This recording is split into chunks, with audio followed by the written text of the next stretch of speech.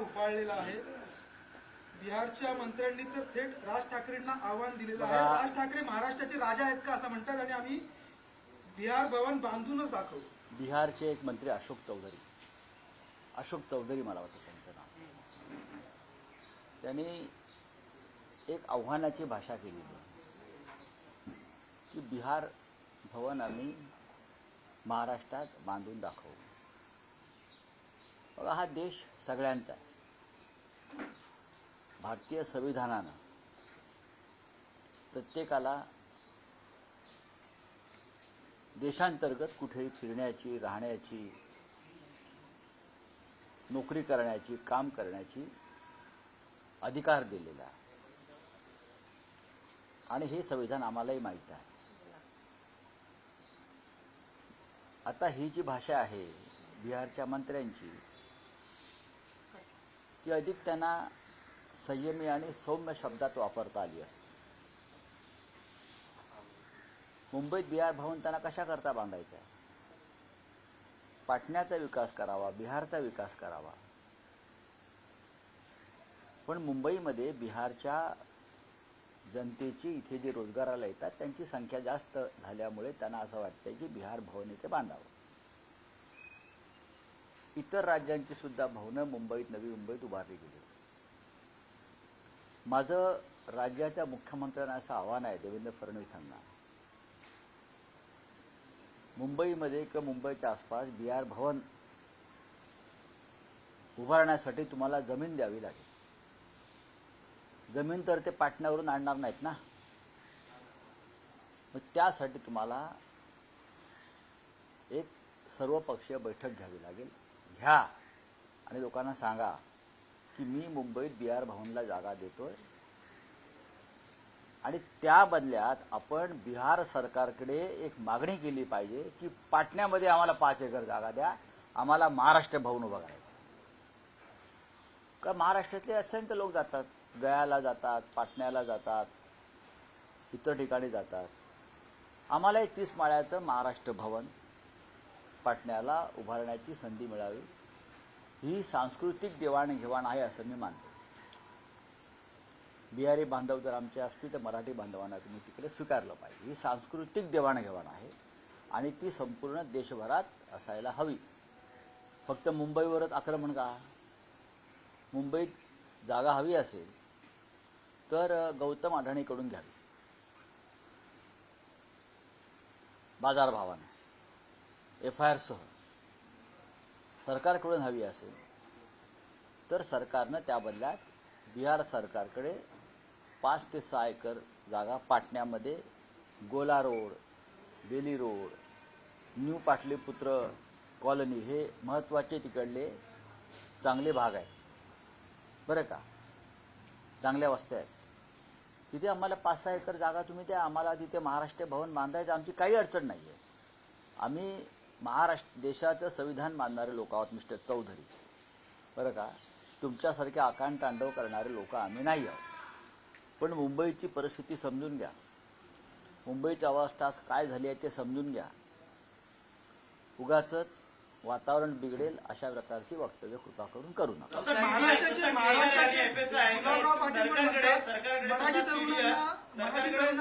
काम करण्याची वृत्तीच नाहीये. असं कोण म्हणताय? गुलाबराव पाटील महाराष्ट्राचे मंत्री देखील म्हणतात बिहारी लोक इथे येऊन पोट भरतात. काम करण्याची वृत्ती नाही. बघा, हे जे मंत्री आहेत हे नकली शिवसेनेचे मंत्री आहेत, त्याच्यामुळे ते अशी भाषा वापरणार. या मुंबईसह महाराष्ट्र जो घडवला आहे तो मराठी मजुरांनी, श्रमिकांनी घडवला आहे ना. आणि आज मुंबईमध्ये मराठी माणसाने जे बाळासाहेब ठाकरेंच्या शिवसेनेला भरभरून मतदान केलं ते यासाठी की या मराठी माणसानं आपल्या घामातून, रक्तातून मुंबई निर्माण केली आहे.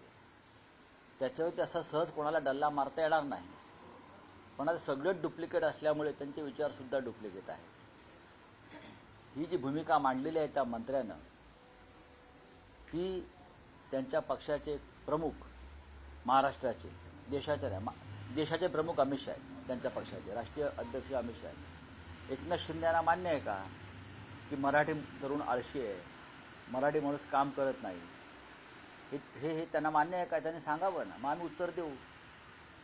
मराठी तरुणांनी ही मुंबई, मराठी मजुरांनी ही मुंबई उभी केली आहे, मराठी श्रमिकांनी, कष्टकऱ्यांनी ही मुंबई उभी केलेली आहे. लक्षात घ्या, असा मराठी माणसाचा अपमान करू नका. आणि लाडकी बहीण योजना जी आहे तिची परत पडताळणी होणार आहे, लाभार्थ्यांची संख्या कमी केली जाते. ट्रम्प टावर बांधताय, त्यामुळे त्यामधून ट्रम्प हा शब्द काढला पाहिजे. नक्की हित काय आहे? नाही, महाराष्ट्राचे एक मंत्री आहेत मंगल प्रभात लोढा,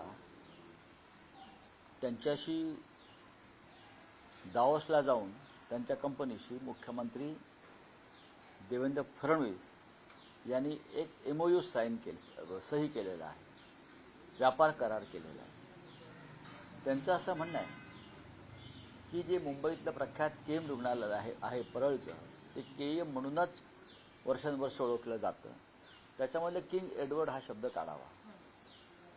चांगलं आहे, त्यांची भूमिका जी आहे ही प्रखर राष्ट्रवादाची भूमिका आहे, कारण ते ब्रिटिश साम्राज्यशाहीचं प्रतीक वाटतंय त्यांना. आमची अशी मागणी आहे, हे मिस्टर लोढा जे आहेत हे या जगातले सगळ्यात मोठे बिल्डर आहेत प्रेसिडेंट ट्रम्पप्रमाणे, आणि ते प्रेसिडेंट ट्रम्पचे पार्टनर आहेत, व्यावसायिक पार्टनर आहेत प्रेसिडेंट ट्रम्पचे. ज्या ट्रम्पने आमच्यावर टेरिफ लादलाय, जो ट्रम्प आम्हाला धमक्या देतो, त्या ट्रम्पचे पार्टनर हे लोढा आहे. आणि लोढानी त्यांच्या सगळ्यात मोठं जो प्रकल्प आहे लोढा टॉवर, त्याला ट्रम्प टॉवर असं नाव दिलं आहे. लोढानी आधी ट्रम्प टॉवर हे नाव बदलावं, ते मोदी टॉवर करावं, ठाकरे टॉवर करावं, बाळासाहेब ठाकरे, किंवा छत्रपती शिवाजी टॉवर करावं, आणि मग केमच्या विषयावरती आम्ही सगळे मिळून चर्चा करू. मुंबईच्या अनमोवेबल जी प्रॉपर्टीज आहेत त्याचं राजकारण आता महाराष्ट्रात मुंबईत केलं जाते. दुसरा एक अत्यंत महत्वाचा विषय गांभीर्याने घेणं गरजेचं आहे महाराष्ट्राच्या जनतेनं, तो म्हणजे आपल्या न्यायालयीन व्यवस्थेविषयी, ज्युडिशरी विषयी. सत्कार करण्यात आला, ट्विट केलेलं आहे आपण. या देशाचे सुप्रीम कोर्टाचे सर्वोच्च न्यायालयाचे मुख्य न्यायाधीश जस्टिस सूर्यकांत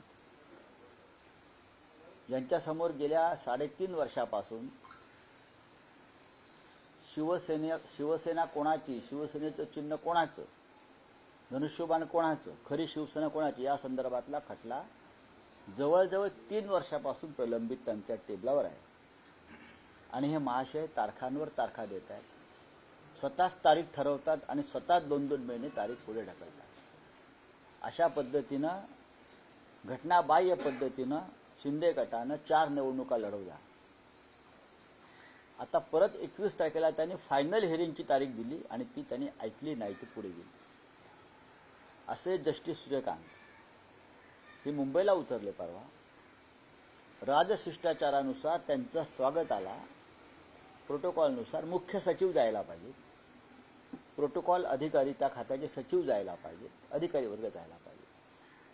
आम्ही आमच्या आयुष्यात कधी बघितलं नाही की राजकारणी हे मुख्य न्यायाधीशांच्या स्वागताला एअरपोर्टला जाऊन थांबले आहेत. पण मी पाहिलं की ज्यांचा खटला, जे एक पार्टी आहेत, शिवसेना विरुद्ध शिंदे, त्याच्यामध्ये हे एकनाथ शिंदे एक पार्टी ज्यांच्यासमोर खटला चालू आहे, त्यांना पुष्पगुच्छ द्यायला विमानाच्या खाली उभे होते. तो हसत हसत जस्टिस सूर्यकांतने स्वीकारला. हे अत्यंत संविधानाच्या विरुद्ध घटनाबाह्य आणि अनैतिक आहे. हे अनैतिक आहे. हे असं कसं काय होऊ शकतं? त्यानंतर ताज लँडस्टँडमध्ये, ताज पॅलेसमध्ये, ताजमध्ये जस्टिस सूर्यकांत त्यांचा मुक्काम होता, तेव्हा त्यांच्या भेटीसाठी एकनाथ शिंदे बराच काळ तेथे उपस्थित होते, म्हणजे भेट मिळावी म्हणून.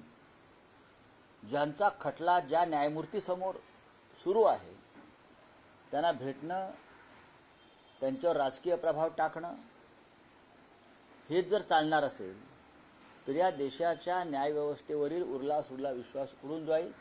आम्हाला तारखांवर तारखा का मिळतात आणि आम्हाला न्याय का मिळत नाही हे काल पुन्हा एकदा सिद्ध झालं. पुन्हा त्या न्यायमूर्तींचा सत्कार कोणी केला? तर त्या जे पार्टी आहेत या खटल्यामध्ये, अजित पवार आणि शिंदे. जस्टिस सूर्यकांतना काहीतरी वाटायला पाहिजे होतं. की हे संविधानाच्या विरोधामध्ये यांचा खटला माझ्यासमोर चालू आहे आणि मी त्यांच्याकडून सत्कार स्वीकारतोय. हा काय प्रकार आहे? जस्टिस सूर्यकांत हे जर संविधानाचे पहारेकरी असतील तर त्याने अशा प्रकारचं वर्तन करणं हे कोणत्याही नीतिमत्तेत बसत नाही. काय ते भाषणात काय म्हणाले justice Suryakant? Justice delay is not only justice डिनायड but justice destroyed. बरोबर? मग तुम्ही जस्टिस डिस्ट्रॉय केलात ना आमचा. अशा प्रकारे तुम्ही जो वारंवार शिवसेनेवरती अन्याय करताय बाळासाहेब ठाकरेंच्या, तुम्हीच सांगितलंय जस्टिस डिस्ट्रॉय. मग जस्टिस डिस्ट्रॉयचं प्रायश्चित जस्टिस सूर्यकांत घेणार आहेत का? जस्टिस सूर्यकांतना भविष्यात राजकारणात यायचं माझी माहिती आहे. बरं, आणि त्यासाठी ते राजकीय पक्षांशी हे लागेबांधे ठेवतात. एखादा न्यायप्रिय न्यायमूर्ती असता तर त्यांनी एकनाथ शिंदेला तिथून किंवा अन्य राजकारणात तिथून हाकलून दिला असता. पण त्यांनी सहजतेनं तो सत्कार स्वीकारला राजकारण्यांच्या हातून. अत्यंत सहजतेनं एअरपोर्टवरचं स्वागत स्वीकारलं. ही अत्यंत लाजिरवाणी गोष्ट आहे. धन्यवाद. कोणत्या पक्षाकडनं यायचं तुमच्या? कळेल तुम्हाला. संदर्भात भाकरी फिरवली जात आहे का? खटल्या संदर्भात भाकरी फिरवली जात आहे का? बघू ना, भाकरी फिरवली जाते की भाकरी करप्ट आहे. सगळ्या भेटींचा परिणाम निर्णयावरती पाहायला मिळेल का? गेले 3 वर्ष तो निर्णयाचा परिणाम दिसतोय ना आम्हाला. इतके मुख्य न्यायाधीश बदलले पण आम्हाला न्याय मिळत नाही. कारण न्याय व्यवस्था अमित शहाच्या अंगठ्याखाली चिरडली गेली. ही सगळे अमित शहाची माणसं आहेत. सर, इम्तियाज अली यांनी पुनर्घोषणा केलेलं आहे. ठीक आहे, ते पक्षात आहे. आप हिंदी में बोले क्या है?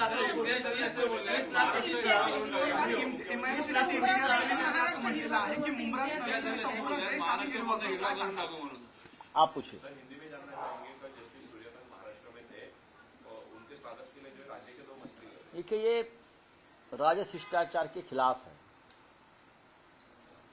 संविधान के खिलाफ है. और हम एक जिस पारदर्शिता की बात हमेशा करते हैं न्याय व्यवस्था में, उसके खिलाफ है. Chief justice of India Suryakant ji कल परसों मुंबई में आ गए. आगमन हो गया एयरपोर्ट पे उनका स्पेशल जेट से. तो उनके स्वागत के लिए सरकार की तरफ से चीफ सेक्रेटरी, प्रोटोकॉल सेक्रेटरी जाने चाहिए और भी अधिकारीगण जाते हैं. ये ही कानून कहता है. हाँ, लेकिन मैंने देखा उनके हवाई जहाज के नीचे कौन खड़े थे? Mister Eknath Shinde, deputy CM, Ashish Shelar. कौन से हिसाब से ये लोग वहां खड़े थे? इसलिए मैं ये कह रहा हूं कि एकनाथ शिंदे का एकनाथ शिंदे वर्सेस शिवसेना, असली शिवसेना, एक कानूनी प्रक्रिया जस्टिस सूर्यकांत जी के बेंच पर चल रही है, बेंच के सामने चल रही है. मीन्स शिंदे एक पार्टी है इस कानूनी लड़ाई की, और जस्टिस सूर्यकांत को निर्णय देना है. 3 साल से प्रलंबित है. तो एक पार्टी जो है आपका स्वागत कैसा कर सकती है? नहीं कर सकती. बाद में यही एकनाथ शिंदे ने जस्टिस सूर्यकांत का सत्कार किया, सम्मान किया जाकर उधर. वो भी स्वीकार किया जस्टिस सूर्यकांत ने. होटल ताज पैलेस में ये एकनाथ शिंदे सूर्यकांत जी के कमरे के बाहर घंटों तक खड़े थे. क्यों? क्या चल रहा था? ऐसे में हम न्याय की अपेक्षा कैसे करें? 3 साल से तारीख पे तारीख चल रही है. 4 चुनाव टल गए हमारे. शिवसेना किसकी है, धनुष्यबाण किसका है, तीर कमान किसका है, ये फैसला जस्टिस सूर्यकांत को देना है. और जिसके खिलाफ हमने ये मुकदमा दायर किया है, ये व्यक्ति के साथ जस्टिस सूर्यकांत बार बार दिखते हैं. मुझे लगता है सूर्यकांत जी ने जो कल कहा है, justice delayed, justice deny, not only deny but justice destroy.